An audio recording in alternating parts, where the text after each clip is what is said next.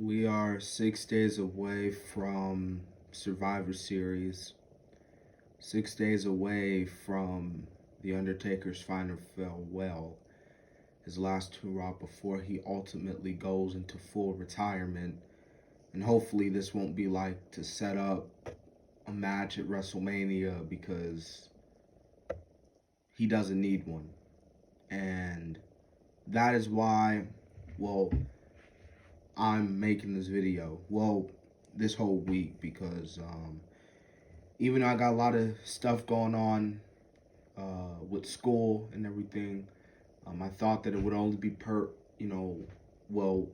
really nice that if I make a whole week dedicated to The Undertaker from here Monday night to next Monday night, which I'm most likely going to be doing my uh, Survivor Series review, or I'll upload that Tuesday since I'm not going to be in school Wednesday, Thursday, and Friday due to the fact that it is Thanksgiving weekend. But I wanted to talk about this week. I wanted to dedicate a whole week to The Undertaker, and it just feels right because The Undertaker is a legend in its right, and he deserves a whole week dedicated to him in pro wrestling. You can't think about professional wrestling without thinking about The Undertaker. And the first day, that is today, I wanted to mainly talk about what was my favorite Undertaker match to this day. And obviously some of you have already known this match, and many of you have already thought about this match. That match that I'm talking about is The Undertaker versus Shawn Michaels at WrestleMania 25. That is still to this day my favorite Undertaker match. And if you haven't seen The Undertaker and Shawn Michaels match at WrestleMania 25, then go see it, because I watched their match at WrestleMania 26, career versus streak, and I was like, this is so good. But then, at first I was hearing people say that their first encounter topped the second encounter. And I was like, there's no way, because the second encounter that they had, the stakes were higher than their previous match. So then I went back and saw their match, and it's still one of my favorite WrestleMania matches to this day. As a matter of fact, it probably is many considered to be one of the greatest WrestleMania matches of all time. And it's up there, man, because the storytelling, the perfection of the match, the execution of the match was just absolutely spontaneous, and some people may think of it as breathtaking. Because you have a legend in The Undertaker, you have a legend in Shawn Michaels, and when two legends get in the ring and they put on this amazing back-end storytelling, then full, clear as day, that this match is going to be great. And it was. And, I'm actually surprised looking back at it.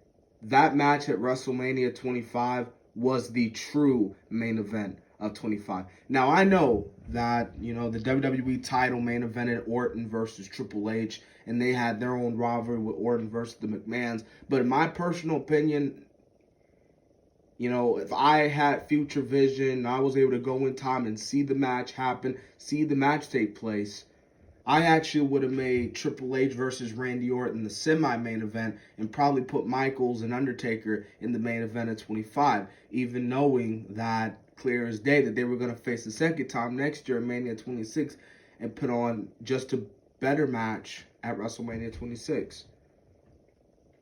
But I think the reason why a lot of people, and this actually makes sense, the reason why the Mania 26 was great, but wasn't as good as the 25, mainly due to the fact that Undertaker was injured. Undertaker, when he did that old school and he came down on his leg, and that's kind of where the match went.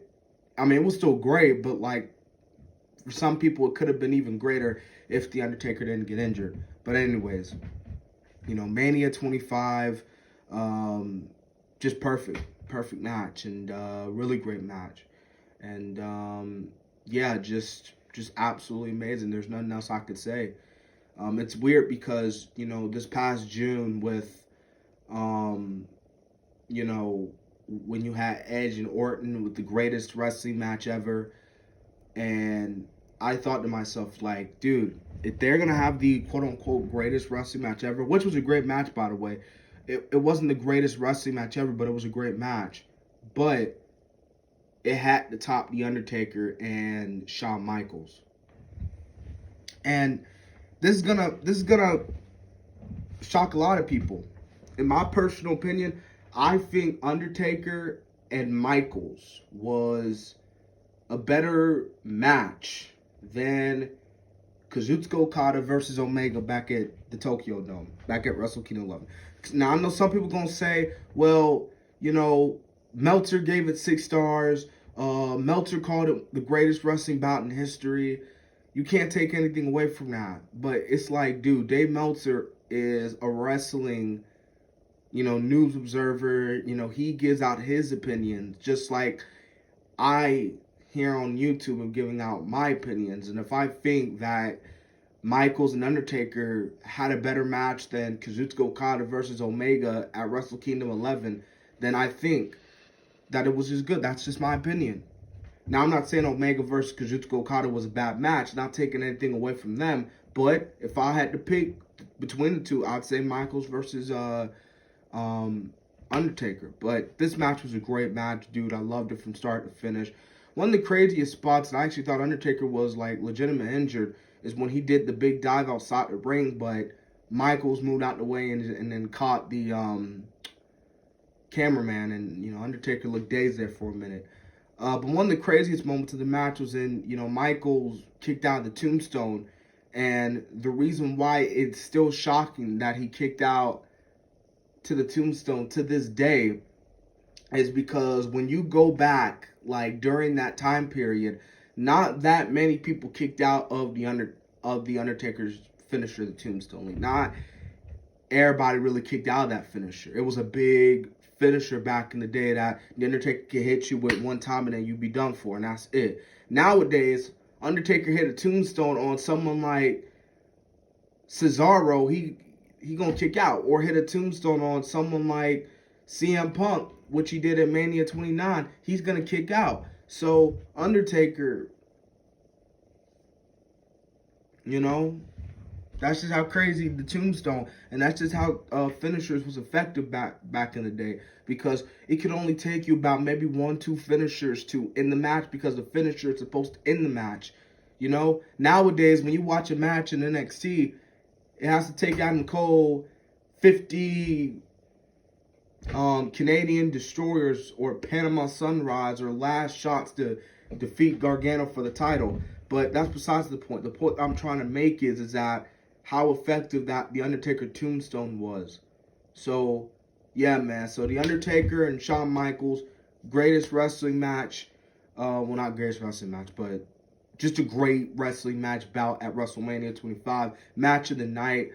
That is a match that I go back and I watch almost every year, especially around the time of WrestleMania, because around WrestleMania, you want to get yourself hyped up, especially when the show might be dog crap, and then, so Undertaker, Michaels put on a great match. 5 stars, even though some people didn't think it was 5 stars, like Dave Meltzer, but that's his opinion, because a lot of you, man, were tripping when Meltzer didn't give the match 5 stars. You people were tripping, and again, I'm like, man, I'm not here to defend Dave Meltzer because he said some crazy stuff over time, but if you don't think Michael versus the Undertaker isn't 5 stars, and I don't know how he don't think it's 5 stars, but that's just Dave Meltzer. So I don't know, maybe they had to wrestle in the Tokyo Dome and go over 70 minutes. I don't know, but this is about the Undertaker and Michaels and how they put on a great match, a great fight, a great storytelling. at WrestleMania 25, and their sequel at Mania 26 was good, but not as great as the match they had in 25, in my opinion. So if you haven't seen this match, go see it. I highly recommend you go see it. If you haven't seen it, I already said if you haven't seen it, but if you have seen it, it's a match that you can watch over and over again and not get bored. Because let me tell you something with these pay-per-views, man. Like, you asked me, did you go watch Payback over again? I didn't. Or did you go back and watch this pay-per-view over again? No, I didn't, because when I look at the card, it wasn't that good. But that was a match. Because with a lot of matches, I look at it one time and it'd be it. And I never look at that match over again in my life. Never. But with that match, it is a match that was so damn good that I go back and I watch over and over again. That is a match that you can shut off wrestling completely out of your life for the next 50 years. And after 50 years, you come back, that's the first match you see, and you like, man, this is what it's all about. This is what professional wrestling is all about. This is what storytelling is all about. So, yeah, man. So, I hope you guys enjoyed the video. If you haven't subscribed, like, comment on the video. Comment, how, on your thoughts on this match.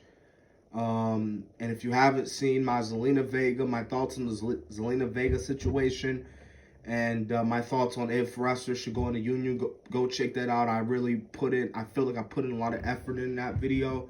If you haven't seen Zelina Vega, response, her addressing her getting released, go see that as well. I also posted it on my channel, and just go check out my videos, man. I'm putting out, because let me tell you something, a lot of these YouTubers, man, they be posting some great content, but